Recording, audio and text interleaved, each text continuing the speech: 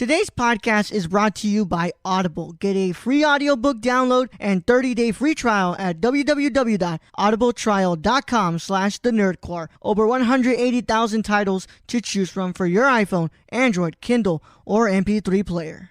Hello, nerds. You're listening to an episode on the Nerdcore podcast feed. If you're feeling generous, please consider pledging to a tier on our Patreon at patreon.com/thenerdcore. We have tiers as low as $1 per month. Thanks so much, and enjoy the episode.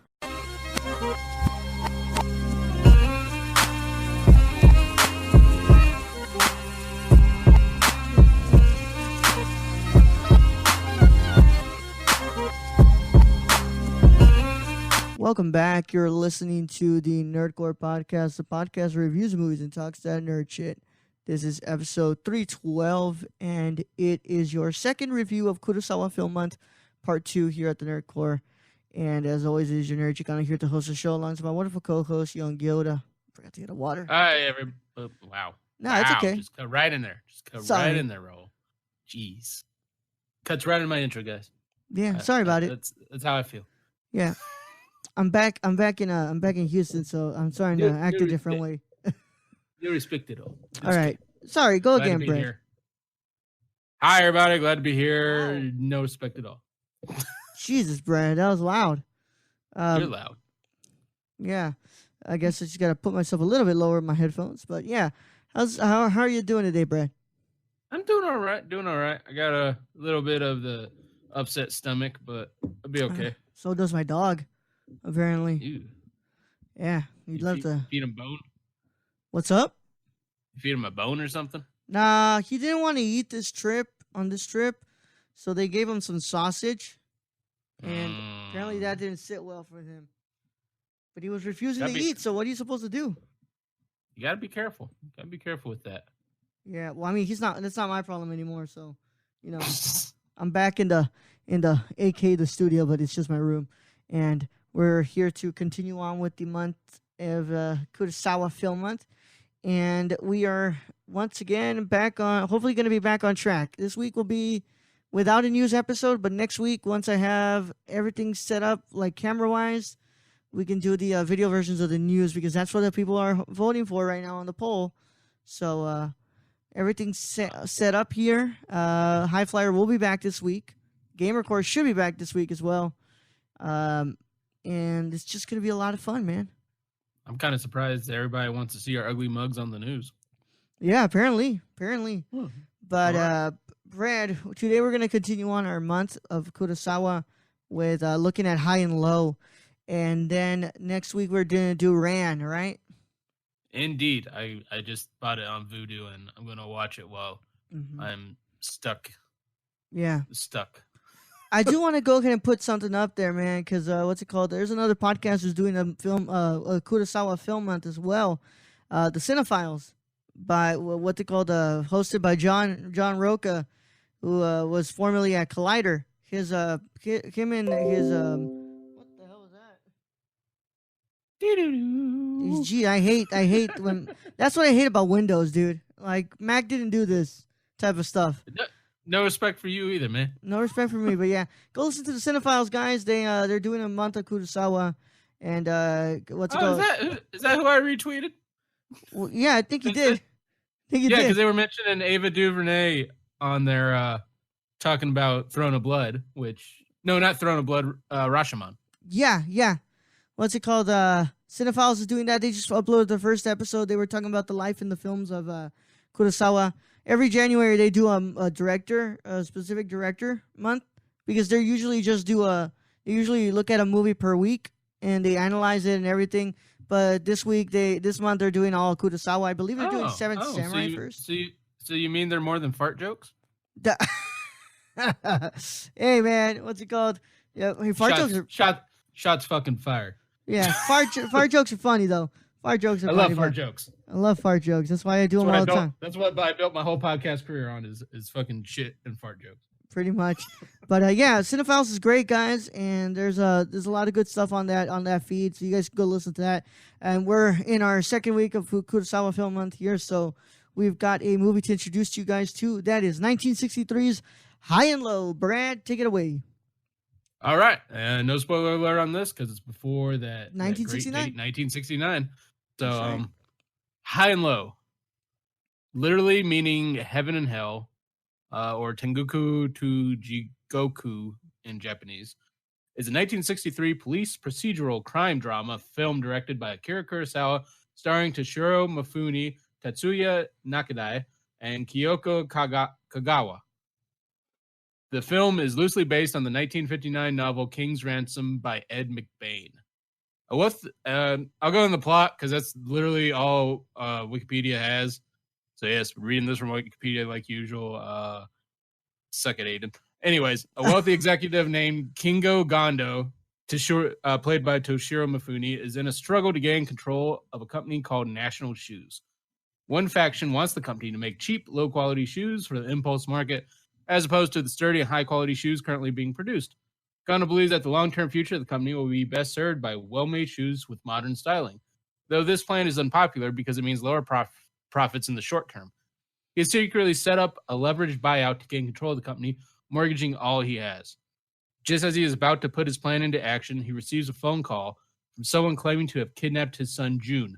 Gondo is prepared to pay the ransom, but the call is dismissed as a prank when June comes in from playing outside. However, June's playmate, Shinichi, the child of Gondo's chauffeur, is missing, and the kidnappers have mistakenly abducted him instead. And this film was directed by Akira Kurosawa, produced by Kurosawa, screenplay by Ryuzo Kikushima, Hideo Uguni, Elihiro Saita. Oh, wow, that was a hard one. Akira Kurosawa, my mouth can't say some of those.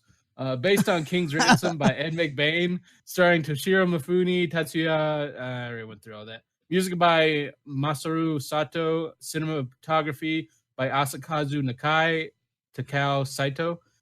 Edited by Kurosawa Production Company, Kurosawa Films, and Toho. Release date was in March 1st, 1963, with a runtime 143 minutes. All right, thanks for what's it called? Introducing Butchering us. every name ever. Yeah, Tony. I had a nice little conversation with Tony over the weekend because I got to see him. He said he hates it when I mispronounce the names. He hates it. So, Tony needs to come on and try to read some of these. Then some of these, like this, like Elihiro Hisaita, like, man, there's not enough vowels. What the hell? This shit's hard, man. This shit's hard. Especially the Russian names, like Lord. Oh yeah, those are terribly hard, dude. So let's go ahead and Why are there so many Z's? Why so many Z's? Yeah, what's it called? By the way, we will be getting to that last review for Tarkovsky soon, next week, I believe. But yeah, man, let's go ahead and get some initial thoughts here, Brad. What did you think about High and Low? Again, Kurosawa, we all know, is my favorite director. That's why we're doing a whole Kurosawa month. So of course I liked it. I mean, that was. Let's be real. You're doing Kurosawa Film Month Part 2 because I promised you we were gonna have a Kevin Smith month. So. Yeah, it's true. But I'm glad we're doing Kurosawa Film Month because Kevin Smith Film Month would just been like you just over there going Instead, Kurosawa Film Month is you going hey. So it's all good. Yeah.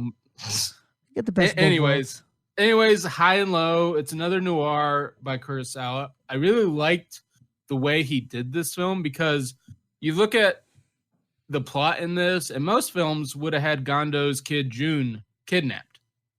That's how it would have gone down. Like the kidnappers would have kidnapped his kid, but Kurosawa flipped it and had his chauffeur's kid kidnapped. So now he's got this inner struggle where he's going, all right, do I save the chauffeur's kid?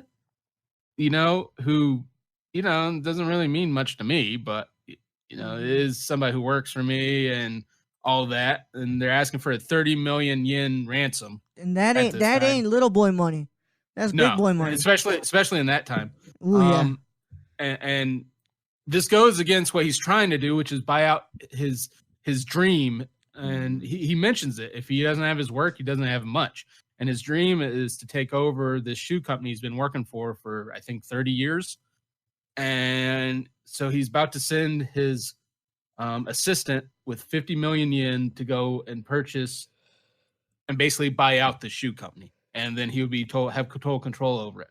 Well, this kidnapping happens, and you see in the first part of this movie the inner struggle of him just trying to figure out, okay, do I go ahead and purchase shoes and leave Shinichi out there to die, or do I save Shinichi? And he's being pulled from so many different ways, and I really enjoyed how the first part started, and then, but to me, so the first and the third act are like perfect for me. Yeah. But in the second act, there's a lull. Like it kind of goes on and on. There's a lull in there for me. It's not bad, but it's noticeable compared to what they did in the first act, and especially what they do in the third act, which towards the end of the third act, it's like really good, and you're just staring at your screen. But Yeah. I mean, the second act is just kind of slow. But I mean, it's another great Kurosawa. It's a noir film. It's not my favorite noir film from Kurosawa. That's being a Stray Dog. But I think it's a great watch. I really loved how further, because usually you wouldn't see like the whole police force coming in and like actually talking this over and seeing them getting sent out to scout locations, and so it was you really get a lot more detail than you usually do in how the police work goes. Yeah. I could not disagree with you more, Brad. This is a really incredible movie from Kurosawa, especially in his noirs. It's not better than Drunken Angel, that's for sure. That's my favorite noir right now from him. I don't find the second act to be slow. I actually think the first 30 minutes were a little bit tough to get through. I thought that the first 30 minutes were they're critical to present the story, but I think that it was good. It was like, ooh, it's kind of not grabbing my attention as much. And once it does pick up after those first 30 minutes, that first act, after the first act, it grabs you and it never lets you go. And that's just where we differ. I really think the second act, they just continued on of, okay, he's kidnapped, and they go through and he's like, okay, so we were waiting for him to call back. He calls back, and you just get this back and forth of the same shit. You're just waiting for them to actually go out and go find him. But also, what you get into the third act. So that's why it felt slow to me, is it's just kind of repeating the same instance of waiting for the phone call, get on the phone call, oh, open the blinds, duck, that whole shit. Also, motherfucking Mifune, man. Jesus, is he good in this movie? Is he great in this movie, dude? Mifune's great in every movie. What the fuck are you talking about? Yeah, dude, Mifune's absolutely fantastic. Also, props to the hairstylist, the prop designers and everything, because, oh, man, that man was rocking a nice fade, bro.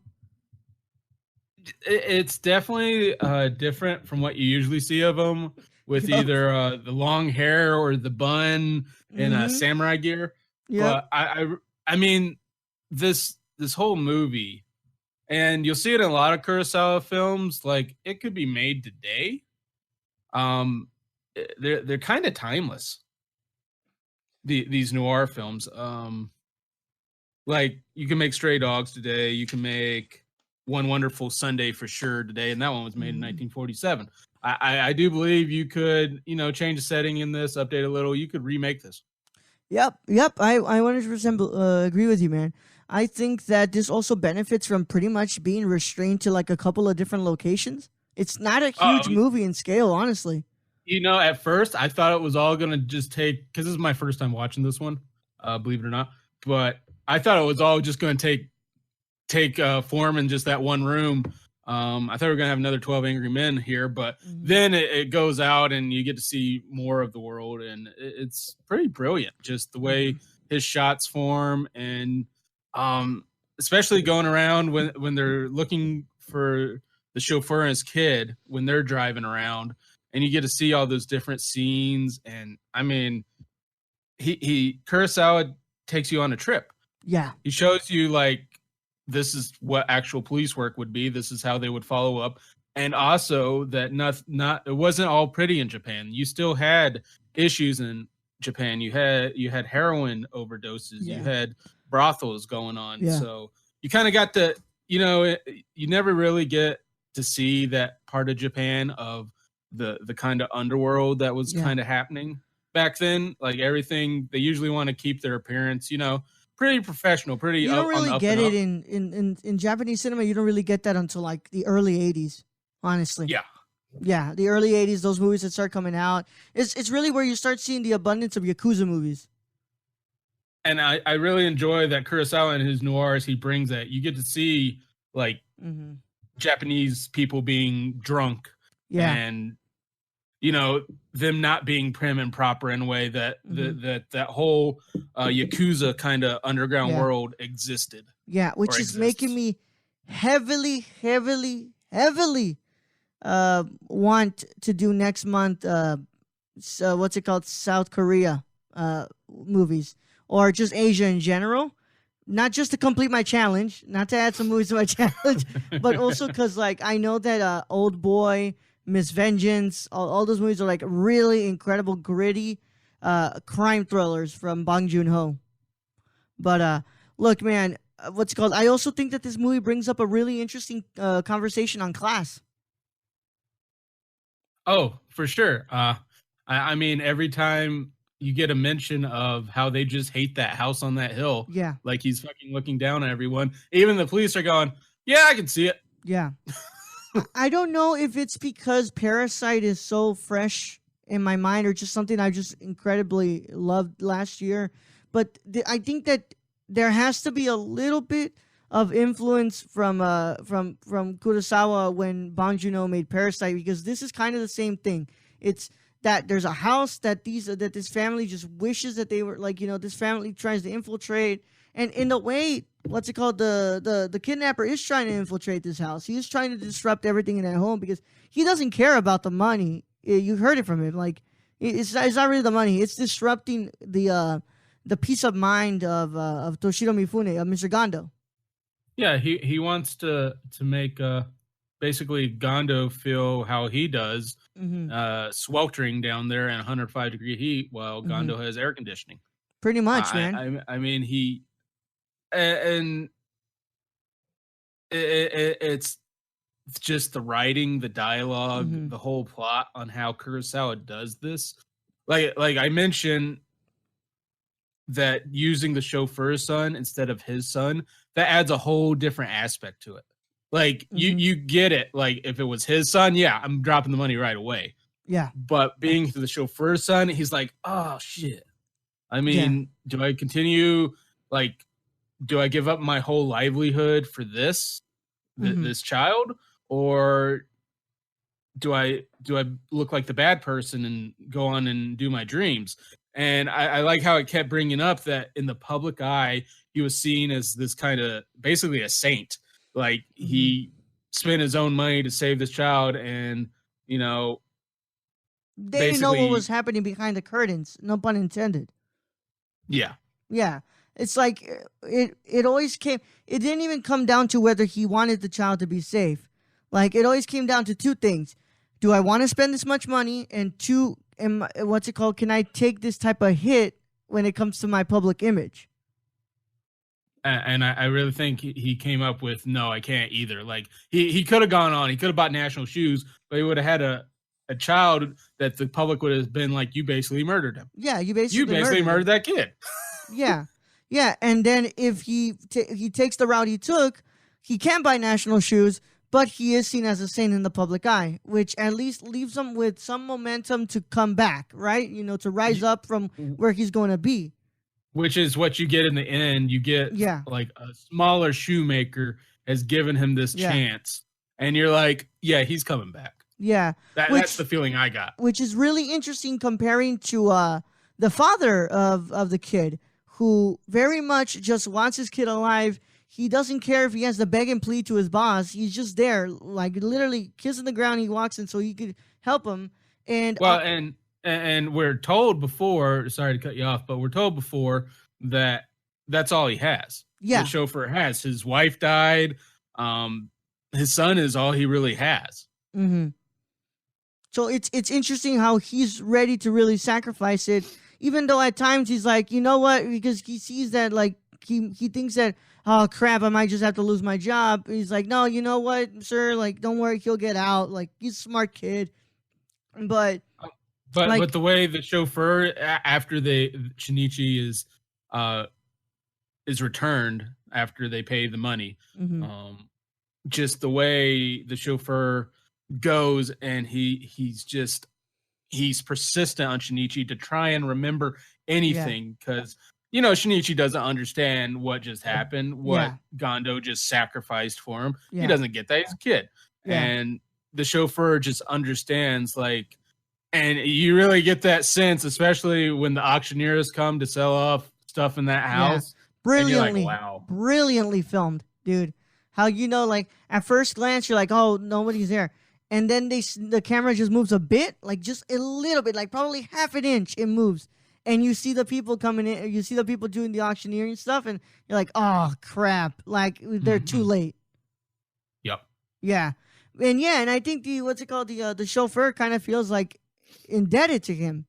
Like, kind of, it's a weird relationship between the chauffeur and Mr. Gondo. Like, but one of them is worried. There's two different debts. That one of them is worried about a different debt than the other one. One of them is literally worried about a life debt, and the other one, Mr. Gondo, is worried about literal debts like that he owes and stuff. Well, it's Kurosawa's basically showing the angel and the devil on Gondo's shoulders, with the angels being the chauffeur and his wife. His wife, I think, whoever that actress was, brilliantly played that role. She knows. You could feel. Yeah. You could feel it. Like she was like, you need to just save the child. Like we can live poor or whatever. And Gondo's like, you've never lived poor in your whole life, because he doesn't want to go back to that. And I mean, anybody who's grown up poor and has, sacrificed and come up and is now wealthy or like high middle class, they don't want to go back. And that is totally shown in here. But then you got the devil's on his shoulder being his assistant from National Shoes and those bastards. And it's just, I think what this movie does really well is showing you the struggle of someone like from is showing an inner struggle. Yeah. It's showing. It's interesting how high and low, right? The highest, basically heaven, right? Even the people at the highest, they're not the biggest angels, Yeah, they're not the angels, but also the ones at the lowest, they're not the biggest devils either, Like, it's interesting because both of these people, like the kidnapper and Mr. Gondo, they're terrible people, They're not good people, and. No. What's it called? But it's showing you how just a different level of altitude, in metaphorical sense and in the literal sense, really does make you feel like as if what's it called? Like, it makes a difference in the moral ambiguity of them. Yeah, and I also think the title's a great title. Title's great. The fact that Gondo has his highest there in the beginning. His plan is where he's about to buy out National Shoes and do what he wants with it, and then the lowest hits, and now he's paying to save childs, so he wasn't immune. Like his best laid plans, as they say. Pretty much, man. Hold on, about to sneeze. Damn. Now I didn't want to sneeze into the microphone. Not burp. But yeah, dude, this is such a good one from Kurosawa. I think that the only reason I put this one below Drunken Angel is because I think Toshiro Mifune is playing a little bit more of a nuanced character in Drunken Angel. I think, especially because of the alcoholism in Drunken Angel, I think it makes for a more interesting character than Mr. Gondo. But I think that this is just another masterclass in filmmaking. I mean, this movie is incredibly shot. That whole aspect ratio they shot it in, I believe that's 169:191, and holy crap, dude, it's beautiful. It's like just, I love that scene where the kidnapper's in the bushes and he has his sunglasses on and you see the reflection of the ocean. It's like, oh my, like, it's beautiful, man. They did an incredible job. The whole scene in the club was incredible too. I just love how that looks. Also, what's it called? I love that they they were doing the swing dancing and stuff. That was really nice, especially for that era when that stuff was really really popular. I like the part where they're tailing the guy, Yeah, and they're going through the street, and they're all trying to be inconspicuous, and they're changing people.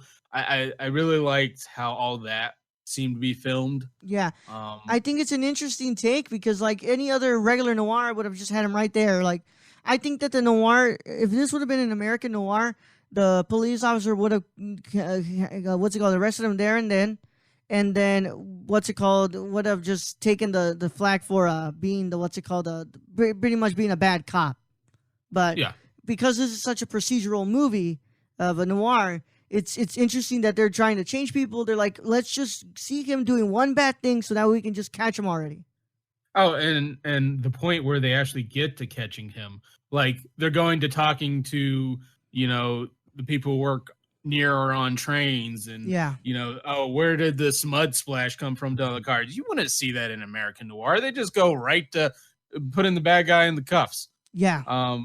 And that's another part of this movie that I think Kurosawa does great is he takes you through and he shows you how much actual police work goes into solving these. Yeah, it's great, man. I love this movie. I really do. It's not better than Throne of Blood. I'll give you that for sure. It's not, but I think that it's one of his best noirs. I think that this one's really really good, and just the whole style to it, the jazz music especially in there. It all makes for a really well stylized movie from Kurosawa. It's not my favorite movie, but it's a Kurosawa movie, so it's not bad. It's not bad, of course. Let's go ahead and go into the scoring here, man. What are you gonna give high and low? I give high and low a 9 out of 10. 9 out of 10? Yep. All right. I'm pretty sure I gave Drunken Angel a 9.25, or I gave it a 9 out of 10. I don't know. I guess this is me changing up the score. I have high and low at 9.25, and I will give Drunken Angel at a 9.25, and then I give high and low a 9. I think it's deserving. I mean, there's no Kurosawa's a master at the black and white film. Black and white. It's just he's a master at handling that camera too, man. And just his use of natural lighting has always been above and beyond. Yeah, I think anyone. Yep. And maybe not Bergman. Maybe Bergman tied, but Kurosawa is.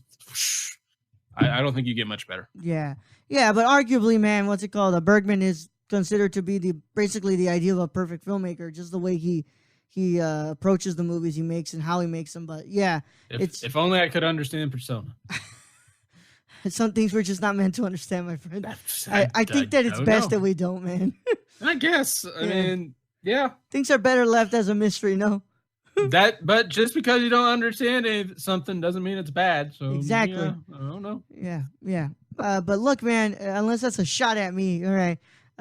What's it called? It's been really good, man. This has been a really good one. Next week, though, I believe we're going to be discussing a samurai epic from Kurosawa. We're doing Ran. Which I heard actually is a colored film. His first colored one, I believe, or was that Kagemusha? Well, it's going to be no. This one was before Kagemusha, I believe. Sure? But this one, I think so. What year was Ran? 1985. Oh no, Kagemusha was 83, I believe. Hold up, I ain't checking. 1980, actually. 80. Kagemusha was 1980. Yeah. Okay. Yeah. So Ran came afterwards, but this is going to be our first review of a Kurosawa film in color. Yeah, and from the clips I see, my friend, oh man, are we in for one? A good one, man. Are we in for one?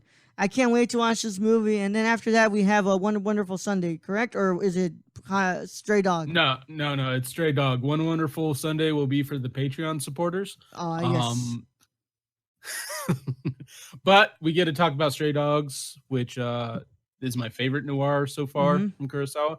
So I hope everybody will enjoy that one. Yes, man. I am so excited, man, and I can't wait to keep talking about Kurosawa. I can't wait for next week, and can't wait to keep on doing this with you guys. And Brad's gonna be a little bit away from the mic for a bit, but what's it called? Of course, you're listening to this on Tuesday, I believe. So the day before, Wesley and I did a little bit of Oscar talk. We reacted. Well, we didn't react, but we analyzed and we basically talked about the nominations. And but I'm recording this in advance, so I don't know what that nomination was. What's it called? And I just noticed that I said this is 312, but Wesley's episode would actually, our episode with Wesley would actually be 312. Fuck. It's okay. We can redo the beginning. And I'll just cut it out. But yeah, sorry about that, guys. That's my brain being on dumb bitch mode. Just dub it over. Dub it over. Yeah, this is one episode, and then you just hear 311, 313, 313, or 311, whatever the fuck. Yeah, yeah. Or I'll just cut it out. I'll be like, this is episode. Yeah, yeah. And then what's it called? No Saturday morning review, my friends. But we will have a live show on Friday and on Saturday. And Mr. Jabril will be taking the mic from Brad for this week. And everything should be in a good old place here, guys. And then next week we just get back to normal news, like all usual and stuff like that. I'm hoping we get back to game records at some point. Yeah, if something good breaks this week, we might do game record with Jabril, but I'm looking at maybe next week we just completely come back to normal. It gives me time to set up the camera and everything to film the news for the film news and stuff. But look, man, it's been a wonderful time here, and of course I've got producers to talk about, and I've got a bunch of other plugs. So, associate producers Cassie and Sarah, they're awesome. They're very awesome people. We have executive producers too. Warlord at One Bar, Grayson Barker 98. That is Twitter and Instagram. Grayson is an incredible executive producer. We also have our other executive producer, Shane. Brad, where can they find him? You can follow our friend Shane at twitch.tv/SRRK or on Twitter at SRRK Twitch. Cool. $25 tier members. There's our executive producers and also the ones who are donors, who are the donor pick episodes that we're going to be doing this month. We have Bryce and Tony. Bryce, you can find him at Brown Rice 1996. And we have Tony at Real Nerdy Dad. That's Twitter, and that's Twitter. Both of them are Twitter. Tony already has an idea of one movie, and Bryce already has his idea of one movie. So this month we'll be having donor episodes. Those are bonus episodes only because Patreon supporters choose, as a $25 tier, they choose a movie that we have to review with them every month. So that's pretty cool. What's it called? If you want to join the Patreon, that really helps us out a lot. We're almost nearing 20 patrons. This month will also be the month that we do our Venom commentary. And if you want more commentaries, you have to get us to 20 patrons. And that will allow us to do audio movie commentaries for as long as we have a patronship for. We are also releasing the first episode of Comic Book Club. Brad finished Science. I am almost halfway done. And I'm really loving it so far.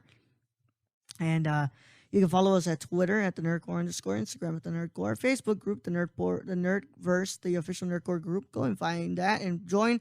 We have a lot of cool discussions, and it's a lot of fun.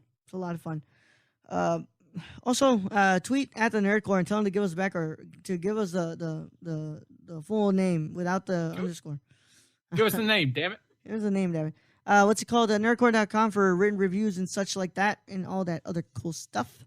Also, make sure you guys go check out the YouTube channel. They will have the version video. Well, not video version, just regular version of this with a nice little edit. But if you listen on YouTube, that's cool too. Go check out the Cinema Condition. I'm trying to plug that as much as I can because it needs the plugs right now. And we're gonna be I'm gonna be filming episode 3 this week, and it's gonna be a lot of fun. And Brad will be on there soon. We're gonna be discussing Ikiru, and I already have that downloaded on my iPad, Brad. So whenever we get to doing it, I already have it ready to be watched. I can't wait to do that. That one's gonna be a lot of fun, dude. Also, what's it called? Make sure you go to the Apple Podcast if you have it. If you have Apple Podcasts, if you're listening right now on Apple Podcasts, I'm talking directly to you. I don't know if Stitcher allows reviews, but go do that too if you want. Go to your review section, drop us a 5-star or just give us a review. It helps a lot of people find us on Apple Podcasts, and it would be really, really, really, really appreciated. Do the same thing for the Cinema Condition too. But yeah, it's funny how a couple of emails help what's it called, clear some situations, right, Brad? For sure. For sure. All right, Brad. Communication is the key. Yep, right, Brad. It's gonna be the last time I talk to you for a bit during this week, but without further ado, it's been Nerd Chicano. I'm signing off. Bradley, send him into the podcast void. All right, Roll. Thank you for being host as always. Thank you to all our listeners out there, all our Patreon supporters. We appreciate each and every one of you. And to end this episode, I guess I'll say please tune in to, of course, Raul, Jabril, whoever else comes on this week. Mm-hmm. And I will see all of you for the next news episode. Young Yoda out. It's hot.